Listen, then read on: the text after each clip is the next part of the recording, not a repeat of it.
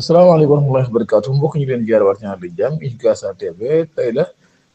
lundi 28 avril 2025 ñu ngi ci xibaar yu yéen kaay dañ koy door ak l'Observateur bu ñëw di wax ci Amadou Sall mi nga xam si daal ñoo koy xaar ca parquet financier ba ñu ne daal moom Amadou Sall mi nag lu toll ci 10 milliards maanaam bon boo xam ne 10 milliards la ñu wax ne daal moom la ñuy toppee kii di Amadou Sall ñu ne daal bu mbir yi sensé wut le 7 mai bi ñu jëm daal war nañ koo convoqué fële ca parquet financier bi l'Observateur ba tey ñëw na di wax ci mbirum procureur nga xam ne si daal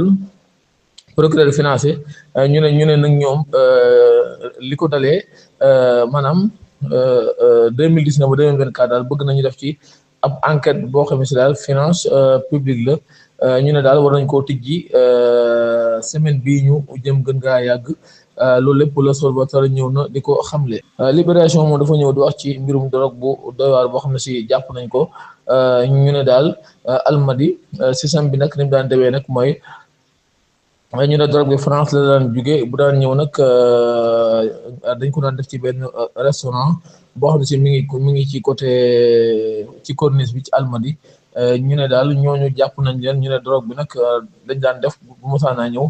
dañu koy réserver seeni client loolu daal ñi nga xam ne si daal ñooy gendarme yi daal def nañ ay pexe ba jàpp ñooy nga xam ne si daal drogue bi dañ ko daan jëlee France daan ko dugal ci réew mi loolu nag yoon mu ngi ko jàppee fële ca Almadi. Mbirum trafic de drogue dañuy waxtaane ba tey ñu ne le commissariat d'arrondissement des HLM Biscuiterie yi ñu ne nag ñoom arrêté nañ benn waay boo xam ne si daal moom 72 kepa yoo xam ne drogue la